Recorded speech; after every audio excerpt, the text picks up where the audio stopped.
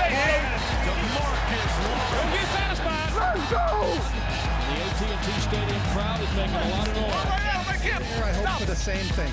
It is a spectacle, this place. Come on, take the ball away, dude. America's team! America's team!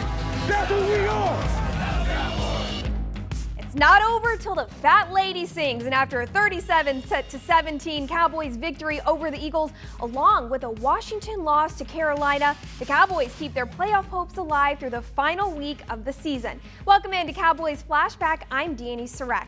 It only feels right that in 2020, the winner of the NFC East will come down until the final week of the season.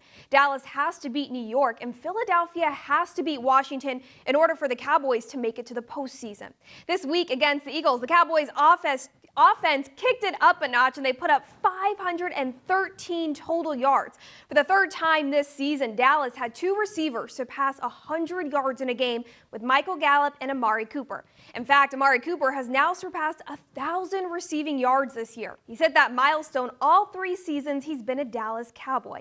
The three-headed monster of Michael Gallup, Amari Cooper, and CeeDee Lamb came alive against the Eagles, all 3 of them making impactful plays. Gallup says that level of play from the receiving corps is exactly how it's supposed to be with this team. I mean, after my first catch of the game, which was like just a little 10-yard in route, Coop literally ran up to me and he was like, "This is your game." Like, straight up. Like, after that first catch, he was just like, "This is your game." And I was like, "All right, bet." But, I mean, we compliment each other all the time. If somebody makes a great catch, big catch, or really just to get us a first down or anything like that, like, we're always, you know, making sure we hype them up, making sure we tell them that they're doing a good job just because, I mean, that's your brother. You're with them every day. So just things like that, it helps us go a long way. Michael, how special is it to have a receiving core like that that isn't just able to play off each other but also support each other rather than compete? I think that's major. I mean, you can have an oddball, you know, in the wide receiver room. He could be the best wide receiver in the league, but, I mean, if he doesn't compliment or help anybody else, I'm not really sure why he's in the room with you, to be honest. That's just how I see it. That's my own opinion. I feel like, you know, if there's something in Amari's game and I ask him about it, he should be able to tell me about it. And he has, always has. Same with CD, same with me, and all the other wide receivers we have in the room as well. So I think we should all compliment off each other, or at least try to. Can you walk us through your short pass that you took almost the distance? Maybe when you saw the playback on the sideline, anything that stood out to you about the blocking or otherwise? Oh, yeah. Coop had a great block. One of our tackles had a great block. And, you know, I saw a little green grass, hit the hole. Wasn't anything, you know, crazy or nothing like that. Apparently I wasn't fast enough to get in the end zone, though. You know, it is what it is. But we got us down there to get a field goal, so that was good. Yeah. You talked about the support that you got in the first half early on. What about when Amari and CD were doing some of the things that they were doing in the second half? What was your message to them, and what was it like for you to see them perform? Well, see, CD and Amari Cooper are closer to 1,000 yards than I am, so I'm hoping that they get all the catches they need to get to 1,000 yards. I love seeing that. Amari Cooper was streaking down the field, CD was streaking down the field. I mean, it's just fun to watch, and I've already been streaking down the field, so I'm not really sure I need any more catches, to be honest, but I'll take them if they come my way. You know, it was just a fun game. It was a fun game. Michael Gallup and Amari Cooper were not the only Dallas Cowboys to hit 100 yards in Sunday's victory over the Eagles. More on the Cowboys' offensive success, which keeps their playoff hopes alive, right after this. Dallas Cowboys Flashback, presented by Reliant, is brought to you by AT&T. Rico's products make every game a home game with Rico's. And by Reliant, an NRG company.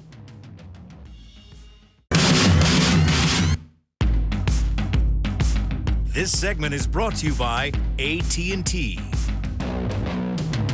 The Cowboys earned their 3rd straight win, and in large part due to watermelons. About a month ago, prior to the Minnesota game, head coach Mike McCarthy brought out this trend where he brought watermelons into the team meeting the night before the game. Then he smashed them to hype the team up, and it worked. The Cowboys won.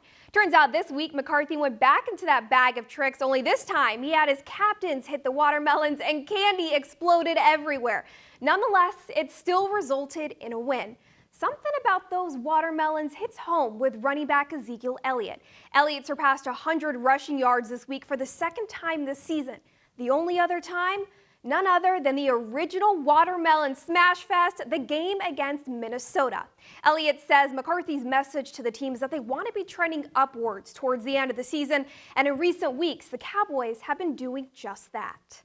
If you gave up 5-6 weeks ago, you shouldn't even be. We don't even want you on our side. I mean, we're competitors. This whole team is. We're a team of competitors, and I mean, we weren't out of it. All we have to do is we gotta win next week, and we need a little help from the guys we just played. But you know, I like how this team's playing football right now. Coach McCarthy said his plan was for us to trend up through the season, and right now we're playing really good football, and I think we're catching fire at the right time.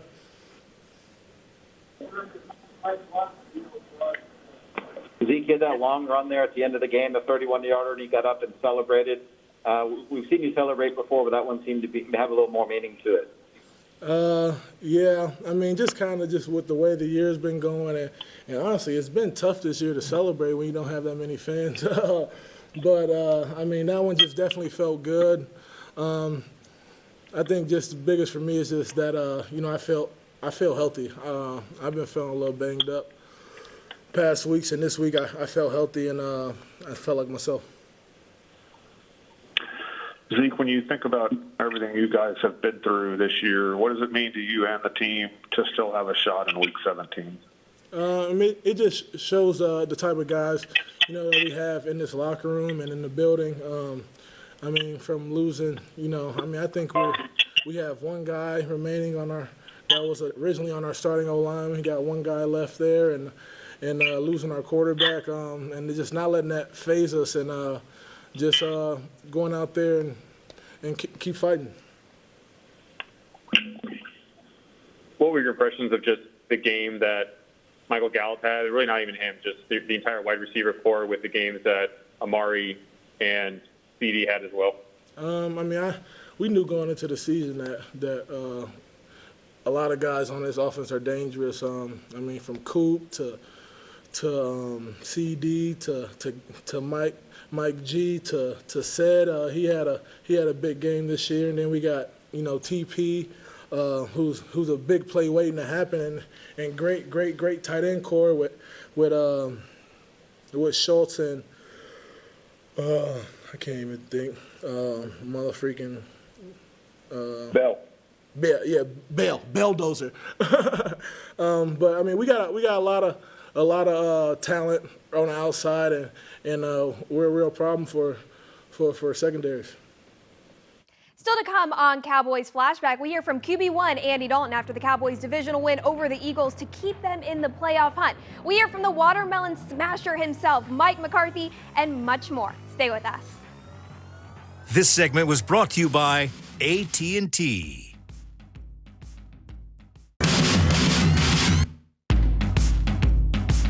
Welcome back into Cowboys Flashback. In their 37-17 victory, the Cowboys offense steamrolled over the Eagles defense, putting up 37 points and more than 500 total yards. Quarterback Andy Dalton says he's proud of the way the offense stepped up and made big plays when they needed to.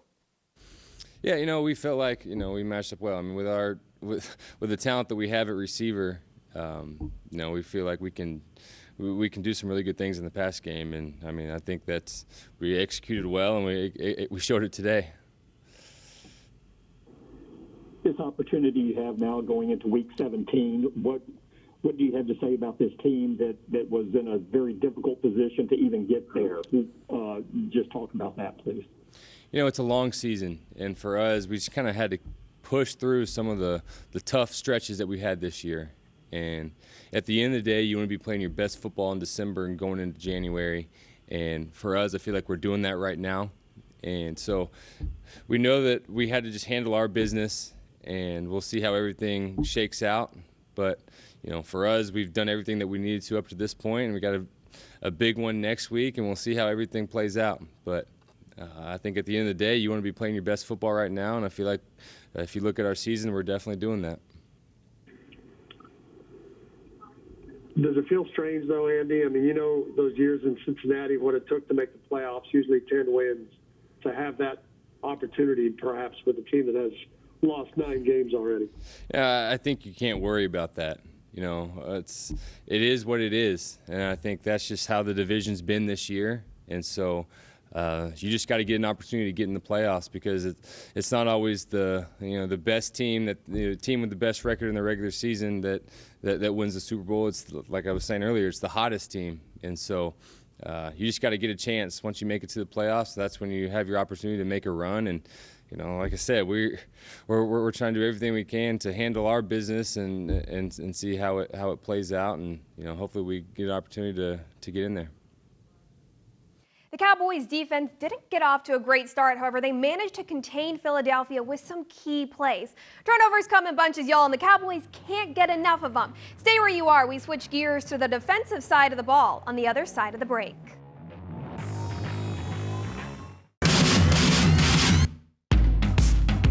Hurts back to throw. They're not really hardly rushing. Now they're coming. Now he throws it down the right side. It's intercepted. It is picked off by Diggs. At the 20, he's running around to try to kill time, 30 seconds.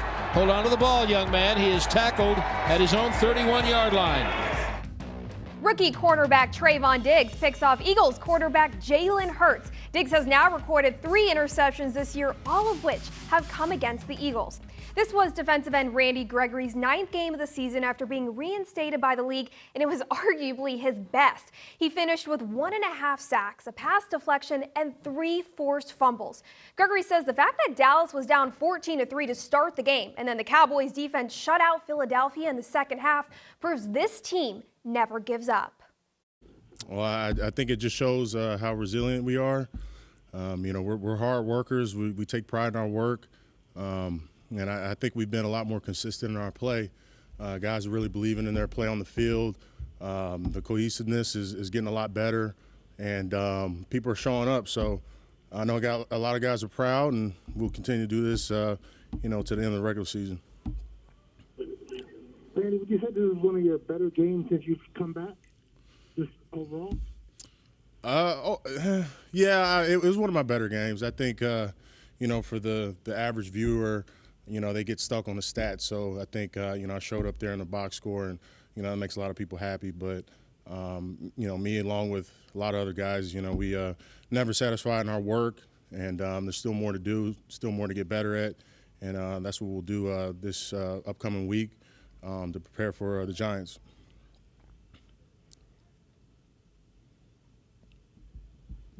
What's it mean to have this chance here? I know you need the Eagles to beat Washington, but at least to have this chance to make the playoffs. Well, we've always believed we've had a chance. It's always been there. We understand, the makings of our division, and we can't really worry about what everyone else is doing. Control what we can control, and I think that's what we've been doing. Obviously, there's a lot of things that has to fall in place, and if it's meant to be, it's meant to be. But our job is to go out there and put our best foot forward on the field and take care of everything we have going ahead of us, and that's what we'll do next week. Did you see any frustration in the Eagles, especially when they were trying to get things going in the passing game today? I think so. I think, at least for me, the offensive line, we're doing a lot of things to help protect the quarterback back there, a lot of chips, a lot of, max protection, keeping tight ends in there. So, for a defensive line, or, even as a defense as a whole, for us, it, seems like they're, not real confident in what they have there. And, we got to take advantage of that. I think we did a good job getting after them from the, front of the defense all the way to the back. Corners, DBs did a good job locking up, making plays. Linebackers did a good job, flowing to the ball. And D-line, we did a real good job getting back there and, causing chaos back there in the backfield. What's today an example of how this defense has grown? Because in some earlier games this year, after giving up a couple of touchdowns early, things kind of seemed to snowball against the defense. Was this something that would have been harder to do earlier in the season that you're a little better equipped to handle now? I don't know. I mean, I think, as cliche as it sounds, especially on defense, people like to talk about bend, don't break, and I think today was a perfect example of that. I think we've progressed a lot in that sense throughout the season, and like I said, today was a perfect example of that. We got down early, but I think we're, like I said, very prideful in our work. We understand what we can do on the field when we're really playing at our highest level, and it showed there, after we got down. This Cowboys victory keeps them in the playoff hunt through the final week of the season. Head coach Mike McCarthy says this turnaround in the 3-game win streak is all credited to the players for never giving up through all the adversities. More from McCarthy next.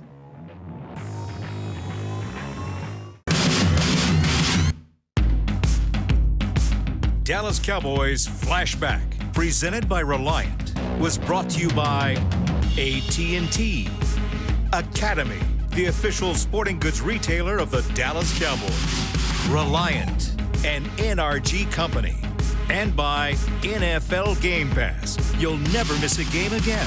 Enjoy full access to coaches' film and game replays from Week 1 to the Super Bowl. Subscribe at DallasCowboys.com/Game Pass. Sometimes you gotta do whatever it takes, even if that means trekking watermelons into the team meeting room the night before a game, smashing them to hype the team up. Hey, don't knock until you try it, because it works for the Cowboys. Both times head coach Mike McCarthy has done so, it's resulted in a win, including this week against the Eagles. McCarthy says he's proud of what he saw from his team, not just this week, but in recent weeks. He says the way the Cowboys are playing now is completely different than how they were playing 2 months ago.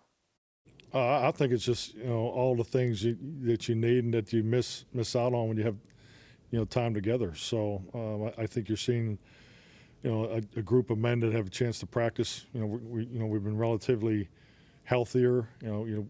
I say that I know we've had a couple guys out each week, but there's continuity to how we do things. Things look cleaner during the course of the week. Even with everybody being home for Christmas, we had clearly probably our best work for a Saturday yesterday. So and like anything, you have to carry that forward. So it's just I think just the continuity and the guys spending a lot of time together. I mean, defensively we pretty much do everything together, as opposed to early in the season. So I just see you're seeing the confidence and the continuity and the cohesiveness is totally different, these last 3 weeks than prior. How big is the turnover margin for you guys, especially during this 3-game win streak? It's huge. I think it's the number one statistical component of our success. I've always felt that way.